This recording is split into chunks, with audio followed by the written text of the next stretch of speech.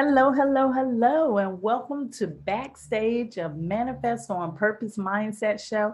I am your host, Kimberly Williams. I'm a manifestation mindset consultant, and I help you align your mindset with the things you want to create in your life so that you can become the best version of yourself.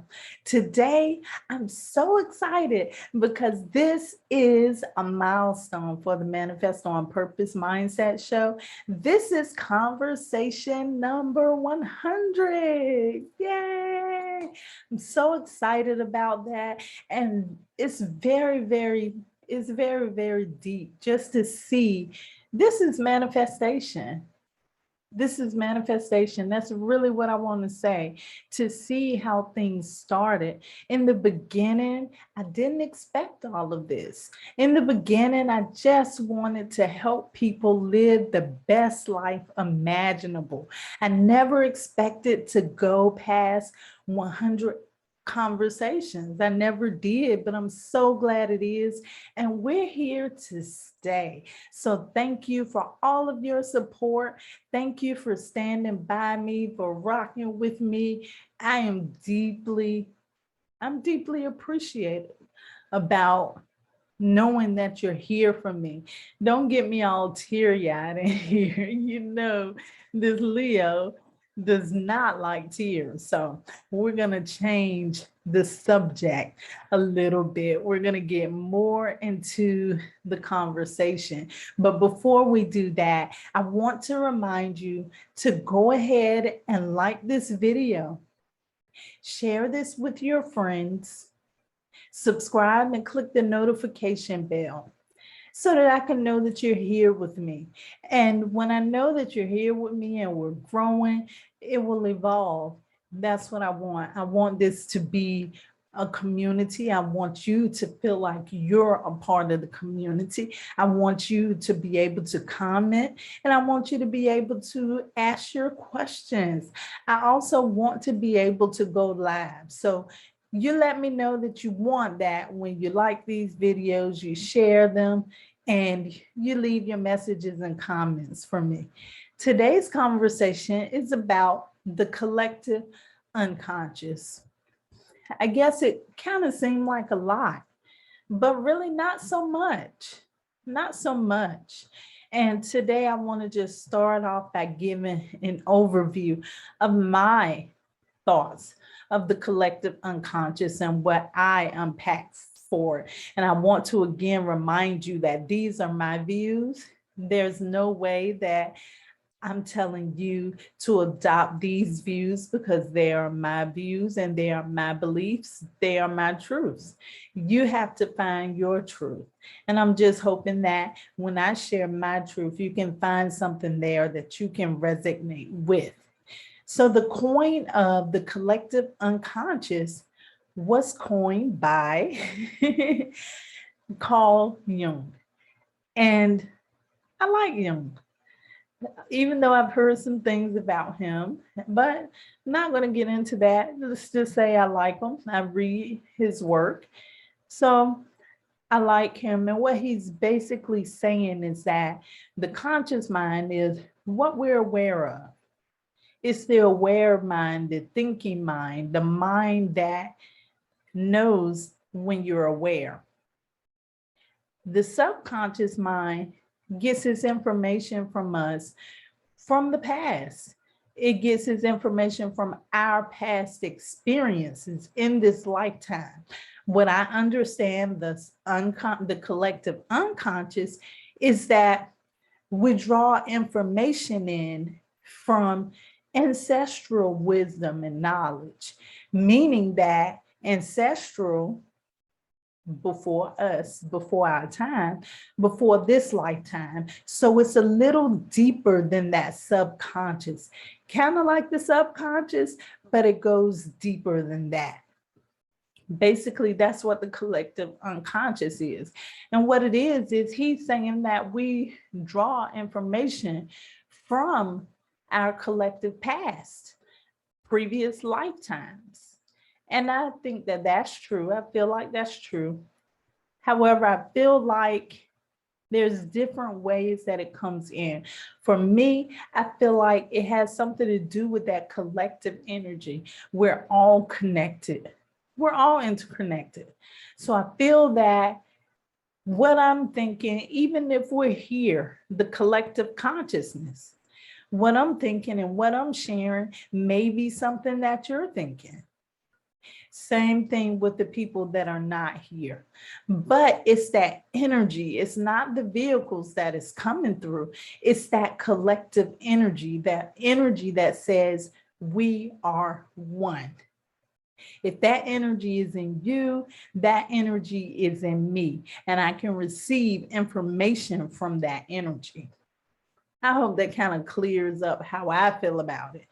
And he goes on to talk about the archetypes. And when you look at archetypes, you may look at some of the gods and goddesses.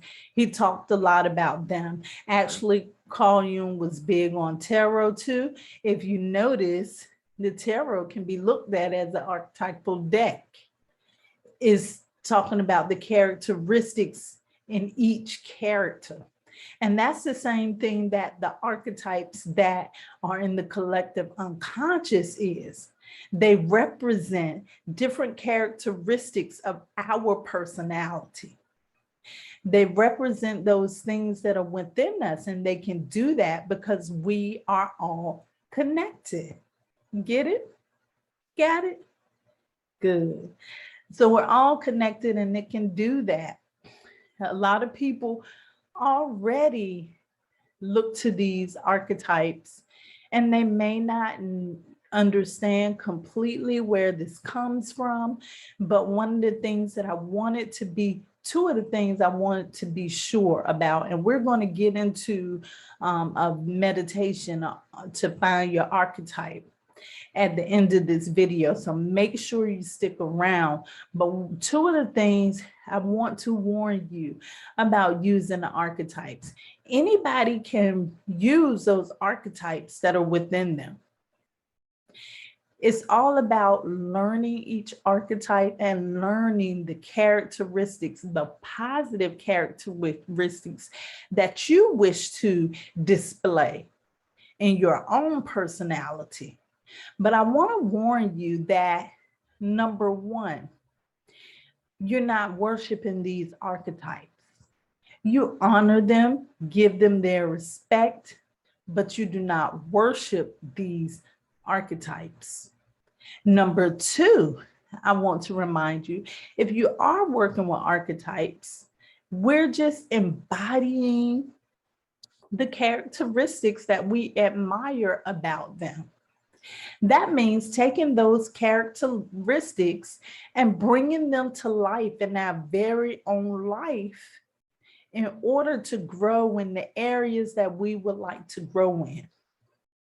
You do not invite an archetype, a symbol, god, or goddess to come in and take over your body or to take over your life. In fact, you do not allow any energy to come in and take over your life. So that's what I want you to be clear on when you are working with archetypes. Remember, stay tuned for the meditation that will be coming along on the back end of this video. One statement that I said that I want to go into is a quiet mind is not necessarily an empty mind. And I know this because I've always been a quiet person. When I have to talk or when I have to speak, I love to do it and I can go on and on and on. However, most of the time when I'm in my zone, I'm just a quiet person. I stay to myself a lot. A lot of people get it confused though. A lot of people think that a quiet mind is an empty mind. No. A quiet mind is not an empty mind. A quiet mind is where you want to be at. A quiet mind just simply means that there's focus there. You're focused on one thing. And during this process of being enrolled in school and going through school, and if you could see, it's not even in schedule, but if you can see the amount of things that I'm doing on a daily basis, you probably like, wow, how does she do all of that? Because outside of my study in school, I'm also studying other things too. So I'm always filling my mind with something positive. I want to encourage you to do the same thing. And I always say that if you fill your mind with something positive, you don't have the energy to be loud. You don't have the energy to get into other things because that quiet mind is being used. So just because you see someone that's quiet, next time think about the quiet mind is not necessarily an empty mind. The quiet mind, most of the time, is the focused mind. Next, I want to tell you about my experience with Carl Jung. Oh, this is just, it's amazing to me. I was reading, it happened in a set of synchronicities. Paul Jung just kept coming up in my feeds. I was reading his books. I was hungry for his information because I love the study of dreams. I love I love the mind, the subconscious mind. And I love the study of his symbols. I just devoured his information. It just kept coming to me. And it's probably because my focus was on it. But I decided to, I was looking at an article that someone had written about him. And it had excerpts from one of some material he was writing that I had not had a chance to get into yet. And he was explaining his personality. And I was thinking to myself, oh my goodness, this sounds familiar. It sounded familiar to me. So I went a little deeper because I like a little basic astrology. So I wanted to know maybe what was his sun sign. I wanted to know why I felt a connect with him. And I looked at it and I found that our birthdays is like only a couple of days apart. And when he was explaining his childhood, that's what made me look up his information. And when he was explaining his childhood, it kind of like aligned with me, and when he was explaining it, he was just explaining how he thought mentally, how he was as a child, his personality. And I found out that he was Leo. And so I'm like, let me see what his birthday is. And it was very close to mine. I looked that up and I thought right away, he keeps coming to me for a reason. Why is he keep coming to me? So I decided I said, you know what? You're on my team. That's what I told. I said, you're on my team. And I already have a team established. And if you watch the conversation today, you heard about how I talked about Napoleon's Hill Mastermind Group. And that's the same way that I develop a team. And these are people that are great. Some of them are late, but I admire their wisdom in certain areas of their life. And it's the same thing with the archetypes. Whatever wisdom or whatever characteristics I wanted to embody in my life, I would call them on and put them a part of my team so that I could translate those same characteristics. So a couple of nights after I said, you're on my team, I had a dream.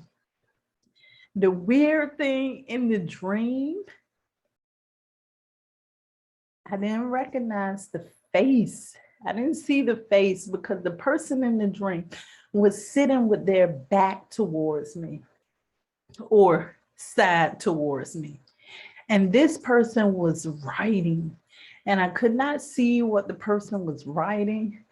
And I could not see who the person was, but I felt the energy. And it was and I heard a voice. It was very much a Carl Jung energy. And he was coming through, teaching me something. No doubt it had to been about the mind, but he was coming through teaching me something. I remember like I was sitting there taking a class. So believe it or not, that is my experience with Carl Jung. So yeah. And thoughts about reincarnation, because I touched on reincarnation a lot too. And I kind of opened up on something that I never shared before. Yes, I do believe in reincarnation. I believe that we are all here to evolve. I feel like we come back and we come back, we come back until we get it right. We come back until we get to that level of evolution. Once we reach that level of evolution, and I will probably be talking about it in Friday when I'm talking about the God mind, but when we reach that level of evolution, we don't have to reincarnate. Some people choose to, but some people say, hey, it's been enough for me. But I do believe that it's possible. I feel like sometimes not just the energy of that person comes back or that soul comes back. I also feels like the wisdom that they learned in that previous experience comes with them also.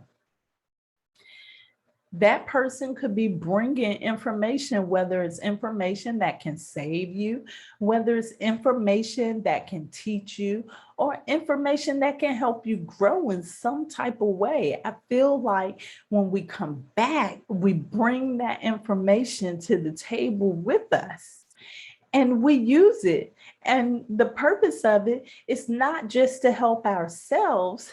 The purpose of it is to help all of humanity.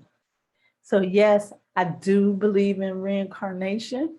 And I believe that we cycle several lifetimes sometimes before we finally get it right. As I said in the conversation, what made this stronger for me? At first, I was kind of teetering on the fence about it. I always say, when somebody asks me, do you believe that about anything? I always say anything is possible. So there's nothing that I don't believe. Nothing that I don't believe, because we live in a universe of unlimited possibilities. So if someone said that it's happened to them, who am I to say that it didn't if I didn't have the experience? You see, so I did, I never thought that, no, this can't be right. But at the same time, I was just a little skeptical a little bit. And so I decided to have an introspective hypnosis section. It was very interesting. Very interesting. And you would have to know, it just had to be me to have people coming out from the past lives. I mean, it was a couple of people, and even these are the hypno sessions where if you have souls attached to you, because they say that souls can attach to you and it can cause things like illness. It could cause you it can hold you back in certain different ways. And these people go in and they perform the hypnosis on you, and they can help you detach from those souls that are sucking the energy out of you or your life force. because sometimes these souls don't know that they need to move on. And of course, I should have imagined, but yes, I had the pleasure of having to release a couple souls. But the experience was wonderful. The experience was wonderful. And I actually learned a lot about my past. There was an experience when I was a little girl. I lost my parents in that experience as a little girl. And I almost caught myself right then because I was about to say dream. But anyway, there was that experience. And after I had that session and the release took place, things started to change in my life and things started to get better. So I believe in the power of hypnosis. I've also heard about different people that have had experiences of past life,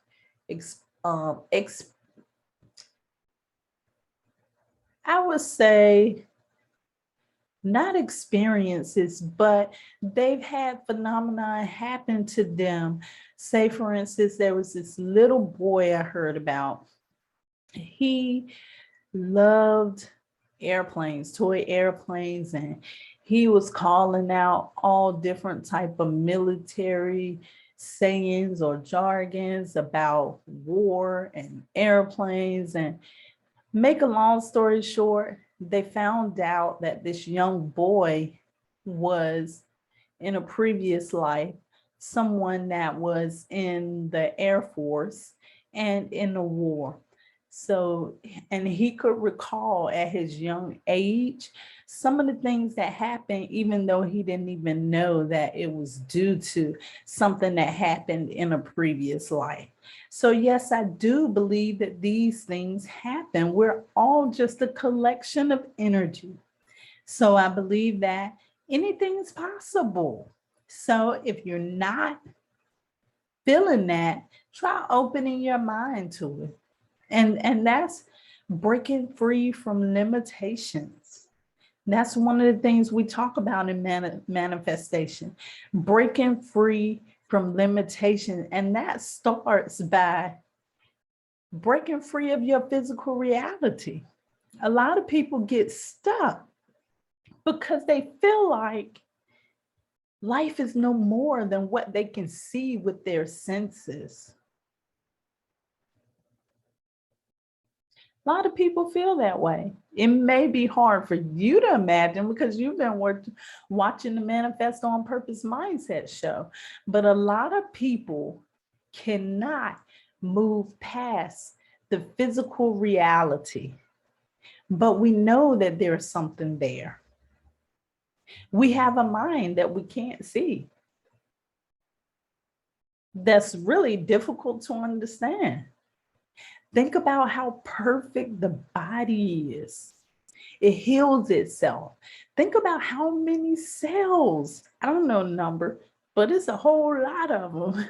How many cells are in the human body and how they grow, die, and others are reborn.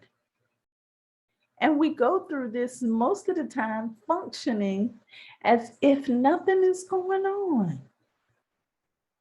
But the whole while, our body inside is a machine. I mean, it's just keeping up. So just think about that. You have to start looking outside of your physical reality. When you can release that limitation, you can start releasing some of these other limitations that come in your mind. Because just like we talked about this physical world, you know, a lot of people may feel like they have limitations in regard to, let's say, money, finances. But when you know that abundance is your birthright, when you know that, just because you don't see it doesn't mean that it's not in your life. you start breaking limitations. So next, I went on long enough, yeah, I guess. So next up, just give me a moment. I'm going to get this meditation on for you so that you can listen to the meditation. And this meditation is going to be on finding your archetype. It's based on an exercise by Deepak Chopra. It was found in one of his books. I'm going to put it on and I'll put the link because I found this on someone's page. I'm going to put the link down in the description box so that if you want to come back to it, you can. Don't forget, before you leave, if you didn't do it early, go ahead and like, share, subscribe, and hit the notification bell. Make sure that if you haven't seen the conversation 100 yet, make sure that you go ahead and click that link so that you can see that. I'm going to put the meditation on for you. I want you to know I love you to life. This is how you manifest on purpose. So, guys together. This is from The Spontaneous Fulfillment of Desire by Deepak Chopra. And he actually got this exercise from another book called A Mythic Life, Learning to Live Our Greater Story. But basically, he recommended reading it to yourself, or better, recording it and then listening back to it so that you can have your eyes closed and really follow along. So I thought, well, it'd be perfect if I did this recording, and then that way you guys would have it without having to have the book. So anyway, we're going to go ahead and get started. All right. Start by taking a few deep breaths. Slowly inhale and exhale, releasing any tension or tightness or resistance that you're carrying in your body. Keep taking slow, deep, smooth breaths, allowing each exhalation to take you to a deeper, quieter, and more relaxed place. Now imagine that you're walking along a beautiful tree-lined country path, far from the turbulence of the city. You observe the lush countryside as you stroll along, with birds soaring overhead, white-tailed rabbits scampering along the path, and butterflies fluttering about. You come to a clearing, and you notice a charming rustic cottage with a thatched roof. The door is open and welcoming. You look inside and see a den and a hallway leading back to the back of the house. You feel very safe and comfortable here, as if you're returning to your own home, and you begin to walk down the hallway into a small room. You notice a closet door, which you open. Pushing aside the clothes, you discover an opening at the back of the closet. Moving through the opening, you find that it leads to an ancient stone staircase, which winds down and around, down and around. The light is dim, so you carefully descend one step at a time, holding onto the railing and being very careful not to fall, descending deeper and deeper and deeper. You finally reach the bottom of the stairway, and you find yourself at the edge of a broad river reflecting rays of silvery moonlight. Sitting by the side of the river, you listen to its hushed passage and gaze into the star-filled eternity of the night sky. Off in the distance, you see a small boat sailing towards you. It glides up, and a figure shrouded in linen robes stands in the boat and beckons you to enter. Feeling safe and protected, you step aboard, and you're given a flowing garment decorated with ancient symbols to change into. The boat sails through a narrow tunnel, which seems to go on forever. The bearded boatman in the stern begins chanting some unfamiliar mantras, and after a few moments, you notice that your senses have become much more alert. You're relaxed, yet curiously exhilarated. A light appears at the end of the tunnel and grows brighter. As you move closer to the light, you become aware that it is an invitation to enter the virtual realm. As you accept and immerse yourself in the light, you suddenly find yourself becoming weightless. You begin floating off the boat, and experience yourself merging with this nourishing light. You become this light. You are now a virtual being, a sphere of pulsating light. From this realm of pure potentiality, you can emerge into quantum and material reality in any form or shape and at any location in space and time that you choose. You reach into the depths of your light being and emerge as the goddess Hera, queen of Olympus and all the gods of Greece, the symbol of regal power and beauty. You're in command of the world, filled with confidence and authority. Your subjects rely upon your certainty and strength. You are the ultimate expression of self-assurance. Feel what it is like to have the consciousness of this powerful goddess. Feel the sensations of moving in her body. Feel what it is like to have her gestures, to have her speech, her facial expressions. Look at the world through her eyes. Hear the world through her ears. Now bid farewell to this goddess and return to your virtual light form. Once again, you're in the realm of pure potential, pulsating with possibilities. Reach into the depths of your light being and emerge as the wise old king, skilled in the ways of navigating the storms of life.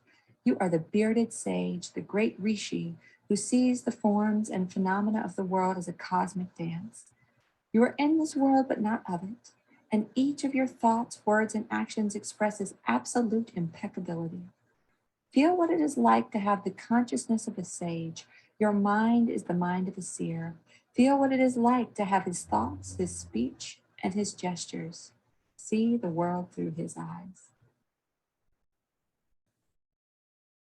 Now release the seer and again merge back into your essence as a virtual light being. Reach into your depths and emerge as the Redeemer. You are the light of compassion, radiant with forgiveness and hope. Your very presence dispels the darkness, no matter how foreboding it may seem. You are the essence of avatars, the essence of Christ, of Buddha. Your very nature transforms experience into faith. Witness the thoughts that arise in the mind of the Redeemer. Feel the emotions in the heart of the Redeemer. Experience the world through the eyes of the Redeemer, overflowing with compassion and love for all sentient beings.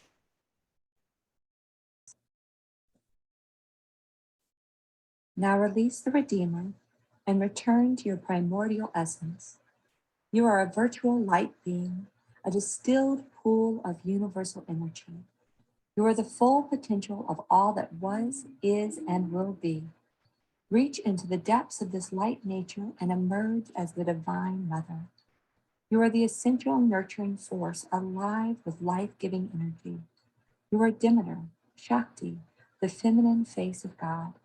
You are the Divine Mother, bestowing your loving kindness on all sentient beings. You are the primordial creative force, giving birth to forms and phenomena. Experience the consciousness of the Divine Mother. Feel the feelings of the Divine Mother. See creation through her eyes. Hear creation through her ears. Inhale and exhale the breath of the Divine Mother.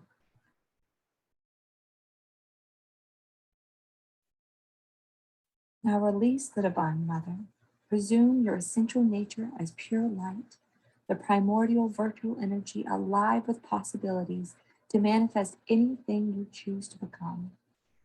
Plunge into the depths of your being and emerge as Dionysus, the god of sensuality, of ecstasy and intoxication, the god of excess and abandon. You are the personification of total surrender in the moment. Your nature is to hold nothing back, to immerse yourself in the experience of being alive. You are drunk with love. Experience the world with the consciousness of Dionysus. Feel intoxication. Perceive the world through Dionysian eyes. Hear the music of the universe as a celebration of your being. Give yourself over to the ecstasy of the senses and of the spirit.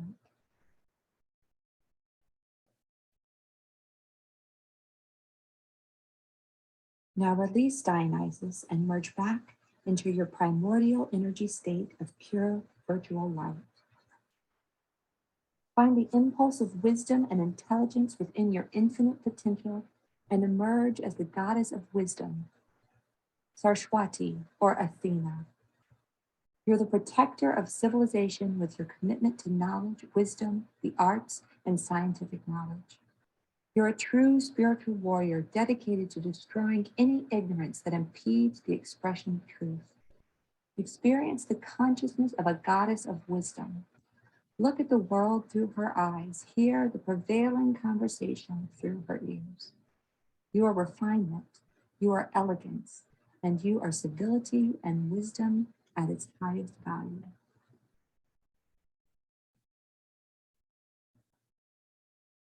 And now let go of the goddess of wisdom. Return to your original state of pure virtual life. Merge back into your unbounded, unmanifest being, pulsing with potential. Dive into your essential light essence and emerge as Aphrodite, as Venus, the goddess of love and beauty. You're the embodiment of sensuality, passion, and sexuality. In your presence, sentient beings lose their heads and crave the rapture of Eros. Express and experience the consciousness of the goddess of love. Experience the body of the goddess of sensuality. Savor her sensuality. See the world through the eyes of the goddess of love. Now release the love goddess, returning into your core as light, as pure, undifferentiated being, as infinite possibilities. Dive deeply into your essence and emerge as the holy child, the expression of pure divine potential. You are the incarnation of innocence, embodying the expectation of unconditional love, both as giver and as receiver. You are born of divine parents, and you are ripe with destiny and cosmic potential. Observe the world through the eyes of the holy child. Feel the love flowing through your heart of innocence. Experience your playfulness as a child of light, rejoicing in your own being. Release the holy child. Experience yourself as a virtual light being. Rest in your boundlessness. You're a throbbing heartbeat of energy capable of creating anything you desire. Dive deeply into your light core and emerge as the cosmic alchemist. You're the ultimate magician, capable of turning nothing into something and something into nothing. You know the world of the senses to be nonsensical. You experience the material world as an expression of your conscious energy, which you can transform into matter with your intention and attention. You can assume any form you choose, living or inanimate, because you are consciousness in all its disguises. You are Krishna. You are infinite possibilities. Experience yourself as Krishna, the cosmic alchemist, capable of manifesting anything you choose.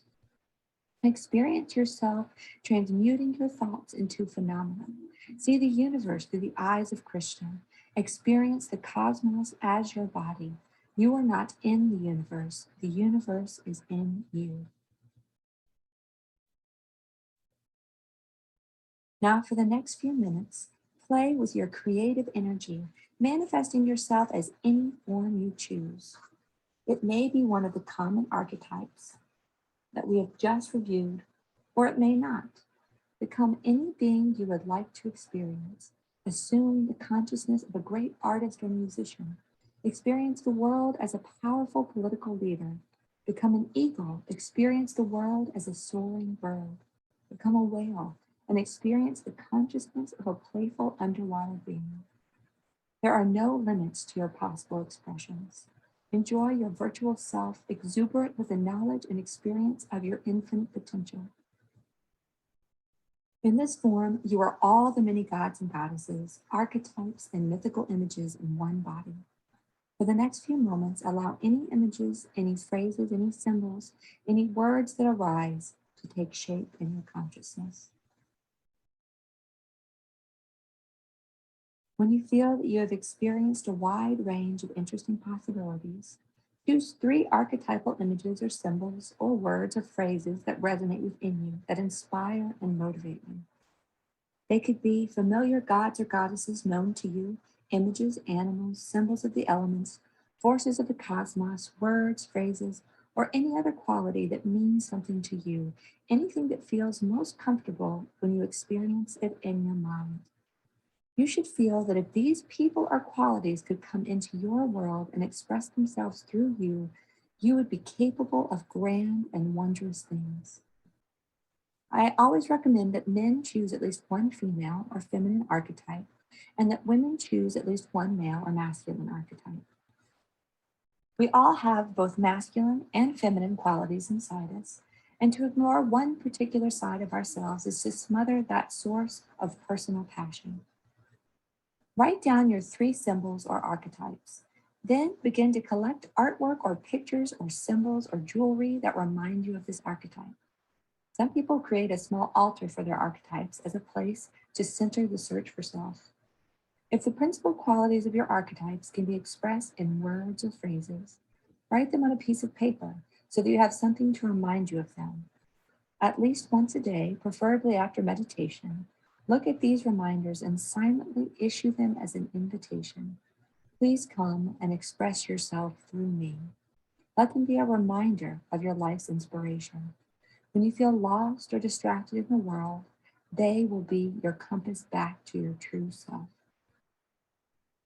Instead of following the latest fashion trend or emulating a movie star, model yourself, your thoughts, and your actions on your archetypes. Ask yourself, am I acting in a way that would be consistent with my archetype? This is a profound way of asking, am I being true to myself? You will find fulfillment through your archetypes by allowing the gods, goddesses, totems, personalities to enact their drama through you. They are the keys to your true and miraculous destiny.